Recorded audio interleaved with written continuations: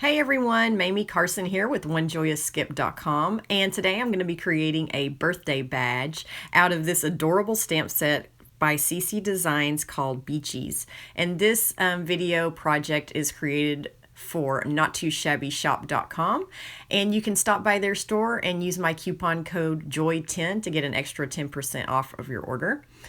And so I'm going to stamp the little girl with the seashell on her ear with the Memento Tuxedo black ink. It's a Copic friendly ink. And I stamped that onto some Nina Solar White cardstock, 80 pound. And I'm going to be doing actually some shading today. So it's been a while. I was in Spain and I just got home. And as soon as I got home, I opened this up and started playing with it immediately. And so I'm kind of rusty with my coloring skills because it's been well over a month.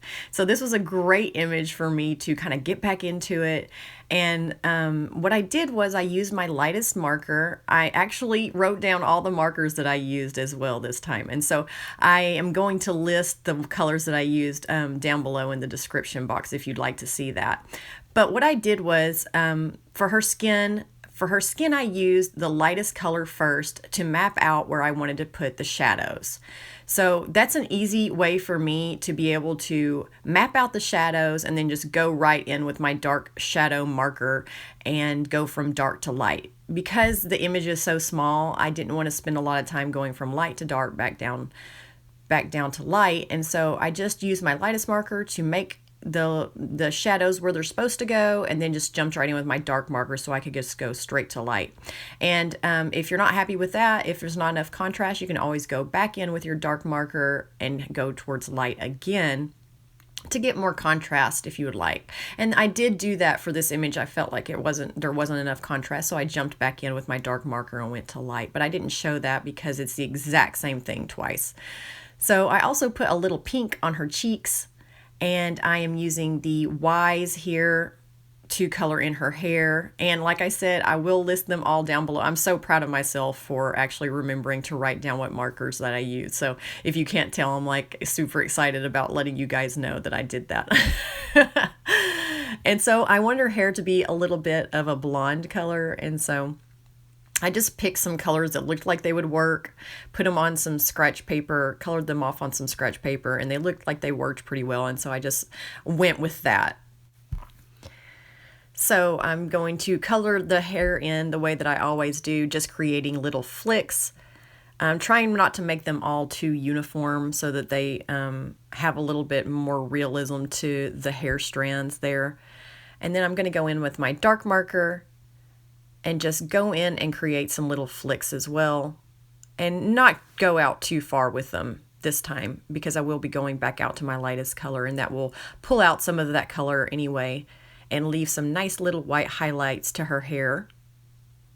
And I don't often do blonde hair because it's just, I can never find the right colors to get the right kind of hair color that I'm looking for. But I think this one worked pretty well. It wasn't so washed out that it just looked like platinum blonde, but it still did look blonde in the end. So I was super excited that I was able to find a little bit of a combination that I was happy with. I know there's tons of combinations online, but I don't have the patience for that. So I usually just try to come up with something on the fly. If you guys don't know me by now, that's kind of how I work. And so finally, I'm going to be using my R's here to color in her little bathing suit and her little hair bow. So the coloring is super simple. These images are really great for people that are starting out coloring, but they really want to be able to do all the different techniques like hair and skin and clothes, but there's just not so much of it that it gets overwhelming, like where you spend like 30 minutes just trying to do a pleat or something like that, because I know that that can get overwhelming and make you just want to stop because it just takes so long. So these little images are perfect. They're like 2 inches tall, if that, and 1 inch wide, and they are adorable.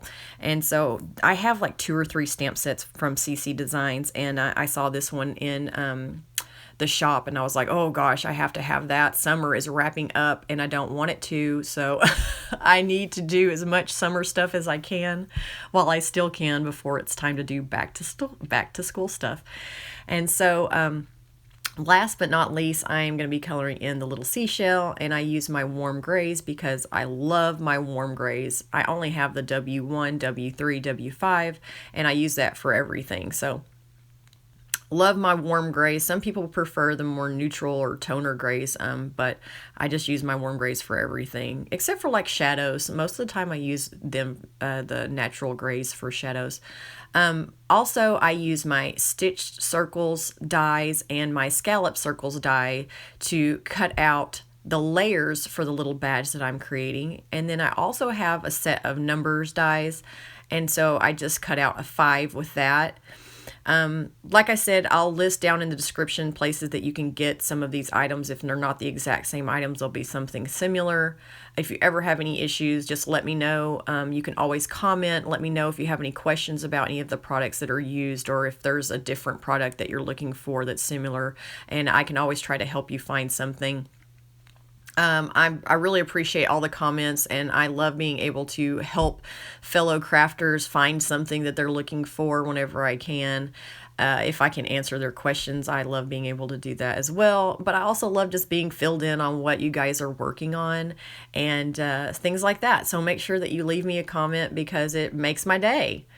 So, okay, last of all, I'm using my Distress Oxide inks to color in all those layers.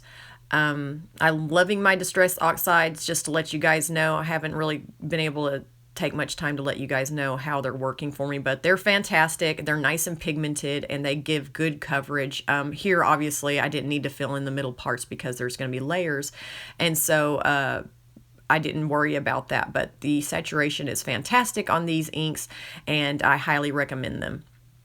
And now I'm going to be using my foam tape to layer up the badge so that it has, you know, a three-dimensional effect to it. Give it some substance here. And I'm just putting everything on top to see how it's going to look. And I love it. It's one of those projects where, you know, I don't have a little girl and I love girly things. And I just love being able to make this little badge and just do something cutesy because I just love cutesy stuff. And so I really love the way that this turned out. It's super sweet, and it would be great for a little birthday girl to wear at her birthday party. So I also have these little badge,